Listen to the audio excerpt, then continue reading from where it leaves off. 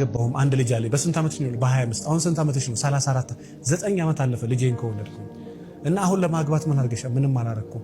ያረኩት አንድ ነገር ከጠቀመ አላቅም። ወንዶቹ እንደመጡ ልጅ አለኝ እላቸዋለሁ። ገና ሰላም ሳይሉኝ ልጅ አለኝ እላቸዋለሁ። ማንም አጠገቤ አይደርስም። በሁለተኛው ቀን አይደውሉልኝ። ቢያንስ ምን አለ ብትረጋጊ እስክትግባቡ ድረስ። ወንድ ለዚህ ጎበዝ ነው። በቃ ሊጋቡ ሳምንት ሲቀረው ሰጥ ብሏል። በቃ ሰርጉ እሁድ ዕለት ነው ሲባል አንድ የጨነቀኝ ነገር አለ ብሎ እንዴት እንደሚያለቅስ ራሱ እኮ አለቃቀሱ ራሱ በጣም የሚዘገን ነው። አለቃቀሱ የሚገባ ለቅሶ ራሱ እኮ አያለቅስም። በቃ ይሄ ጋብቻ ይቁም።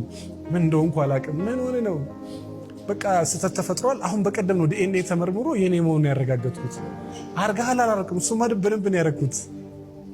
አስበው እንግዲህ ሴት ግን ገና መንገድ ላይ ሰላም ሲላት ልጅ አለኝ እና እንደዚህ አይነት ሴቶች ካላችሁ አስተካክሉ።